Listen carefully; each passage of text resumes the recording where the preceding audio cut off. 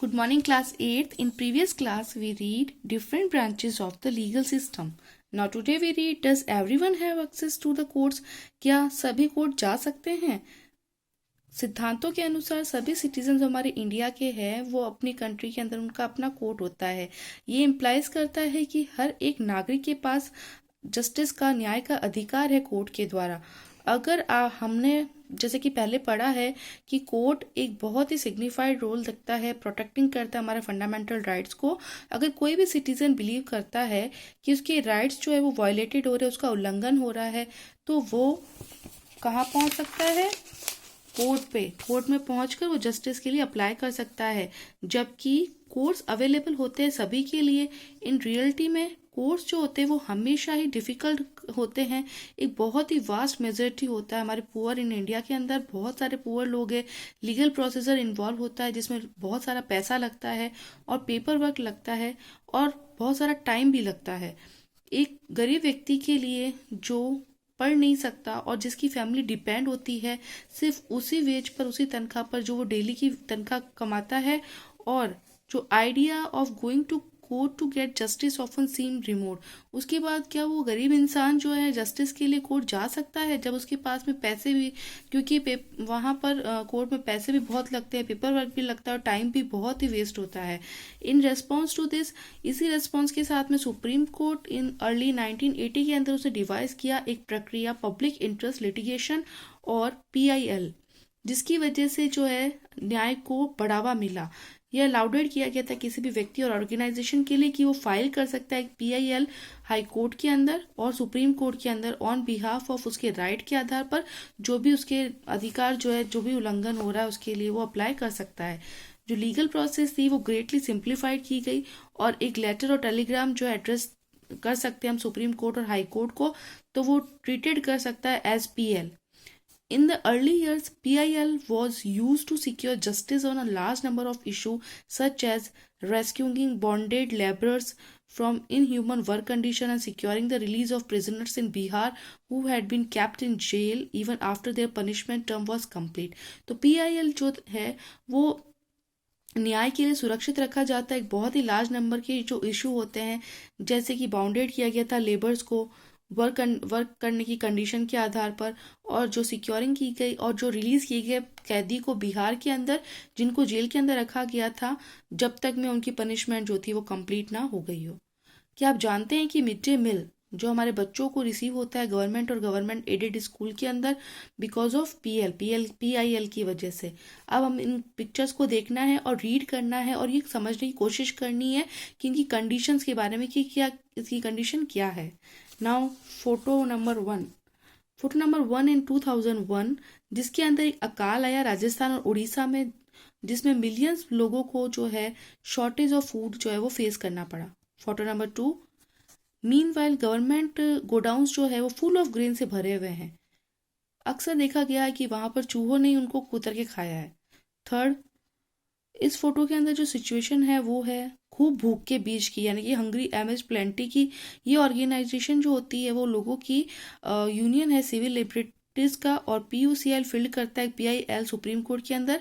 ये स्टेटेड है कि फंडामेंटल राइट्स जो वो लाइफ गारंटीड है आर्टिकल 21 में, और कॉन्स्टिट्यूशन इंक्लूडेड है राइट टू फूड, यानी कि राइट खाने का भी अधिकार है हमारे पास में।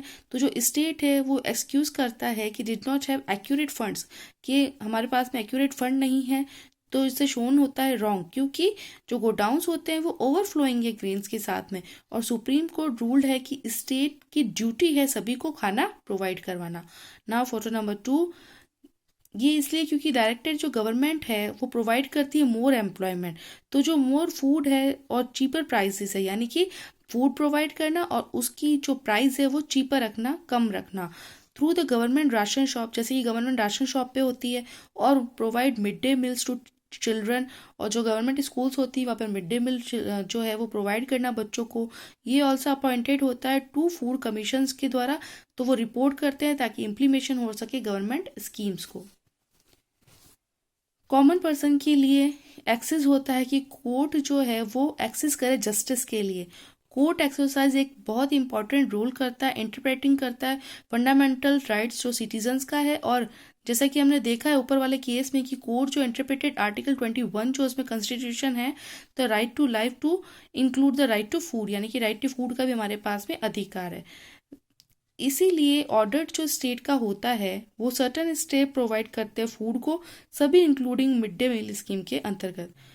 हालांकि यहाँ पर कोर्ट जजमेंट लोग जो है वो बिलीव करते हैं work against the best interest of the common person, यानी कि लोग ये बिलीव करते हैं कि जो है हाई कोर्ट या कोर्ट के अंदर जो है ना जजमेंट मिल पाएगा। जैसे कि एग्जांपल एक्टिविटीज जो वर्क होती है इश्यूज कंसर्निंग करते हैं, जो राइट टू शेल्टर होता है और हाउसिंग होता है, तो पुअर पीपल बिलीव करते हैं कि जो रिसेंट जजमेंट होगा तो वो बेदखल नहीं करेंगे उनको, यानी कि उनको उनके स्लम बस्तियों से बाहर नहीं निकालेंगे, अतिक्रमण नहीं करेंगे इन सिटी के अंदर। अर्लियर जजमेंट जैसे कि 1985 में Olga Tellis as Bombay municipal had tried to protect the livelihoods of slum dwellers, यानी कि जो अगर मजदूर बस्ती वाले हैं उनको जो है किसी भी तरह से उनके घर से बेदखल ना किया जाए, उसके लिए इस कॉर्पोरेशन ने जो है वो स्टार्ट किया था।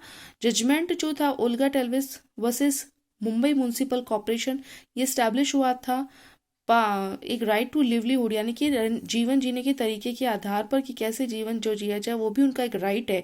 तो जो फॉलोइंग एक्सपर्ट थे जजमेंट के उन्होंने पॉइंट किया था इस वे के आधार पर, और जज जो थे उन्होंने लिंक किया था इस इशू को right to life to that of livelihood, यानी कि जो है सभी को अपने जीवन जीने का अधिकार है। तो जो स्वीप था राइट टू लाइफ का वो कन्फर्ड किया गया आर्टिकल 21 में, जो वाइड था और बहुत दूर तक पहुंचा। लाइफ का मतलब life means something more than more animal existence. तो यहाँ पर लाइफ का मतलब क्या होगा कि something more than animal existence, यानी कि जैसे कि एनिमल का एग्जिस्टेंस होता है लाइफ उसकी तरह होगा। इसका मतलब ये नहीं है कि लाइफ जो है वो किसी भी तरह की समाप्त हो गई और उसको जो है दूर लेके जा सके। एग्जाम्पल के तौर पे जैसे कि उस पर थोपा गया या अमल लाया गया मृत्युदंड के आधार पर। मृत्युदंड कब मिलता है? जब या तो किसी की जो है वो मर्डर कर देता है तभी मृत्युदंड पे मिला जाता है। तो जो मृत्युदंड वगैरह जो होते हैं वो थोपे नहीं जाते और अमल में लाए जाते हैं अगर अकॉर्डिंग टू प्रोसीजर, जो प्रोसीजर चलती है लॉ के द्वारा, उसके आधार पर जो है डेथ सेंटेंस दिया जाता है। That is must but one aspect of the right to life. ये एक पहलू होता है राइट टू लाइफ का। एक इक्वली इंपॉर्टेंट फैक्ट जो है वो राइट है कि राइट टू लिवलीहुड, क्योंकि कोई भी पर्सन बिना फूड के जिंदा नहीं रह सकता, इसका मतलब है लिवलीहुड। तो एविकेशन किसी भी पर्सन का जो होता है, चाहे वो फुटपाथ पर रहे, स्लम पर रहे, तो सभी को अनिवार्य रूप से जीवन जीने का अधिकार है। एक प्रपोजिशन जिसका मतलब ये नहीं कि स्टैब्लिश किया जाए किसी भी एक व्यक्ति को उसकी केस के आधार पर। प्रेजेंट केस में ये फैक्ट है कि कंस्टिट्यूटिंग जो भी एम्प्रिलिंग है एविडेंस और जस्टिफाई करते हैं और उससे कंक्लूजन निकलता है कि जो याचिकाकर्ता या जो अपील की जाती है बस्तियों में रहने वाले के लिए, तो उनको पावरमेंट दिया जाए, क्योंकि यहाँ पर कुछ स्मॉल जॉब्स हैं सिटी के अंदर और for them there is nowhere else to life, जहाँ पर वो जो है कहीं पे भी रह सकते हैं। छोटी मोटी जॉब करके जैसे फैक्ट्रीज वगैरह में वो जॉब करें तो वो अपना जीवन जीने का जो तरीका वो भी चेंज कर सकते हैं। They are choose a payment or a slum, वो चूज करते हैं एक स्लम को, विकेसिटी of their place of work and to choose the payment of the slum is to lose the job. यानी कि कई बार ऐसा होता है ना कि जॉब देते हैं तो उसके साथ में वो रहने का भी देते हैं कि भाई वहाँ पे रह भी सकते हो। तो इस तरह की जो प्लेस ऑफ वर्क होता है तो उसकी वजह से वो अपने लाइवलीहुड में चेंजेस कर सकते हैं। जो कंक्लूजन होता है वो इसीलिए होता है, जो एविकेशन जो होते हैं पेटिशंस के, उसकी वजह से डिप्रीव यानी कि अभाव होता है उनकी लाइवलीहुड का, कंस्टिट्यूटली जो उनकी लाइफ जो वो नीचे गिरती चली जाती है। अनदर इशू इफेक्ट करता है कि कॉमन पीपल जो होता है वो जस्टिफाई करता है और असामान्य रूप से long number of the years जो कोर्ट्स होते हैं वहां पर इनके केस जो है चलते ही रहते हैं। तो जो फेड्स जस्टिस डिले करता है तो वहां पर जस्टिस से इनकार कर दिया जाता है कई जगह पे। तो जो उसके अटेंडेंट टाइम पीरियड, यानी कि कोर्ट जो है कोई भी केस अटेंड करने का बहुत ज़्यादा टाइम लगाता है, जिसकी वजह से वो जो है अपने अधिकारों से वंचित रह जाते हैं। नाउ नंबर ऑफ जजेस in India, number of the court, supreme court sanctioned strength 31, working strength 28 और वैकेंसीज है 3। तो इस तरह से हम लोग देख सकते हैं कि कितने नंबर ऑफ जजेस हमारे इंडिया के अंदर, लेकिन फिर भी केस जो है वो पेंडिंग पड़े रहते हैं।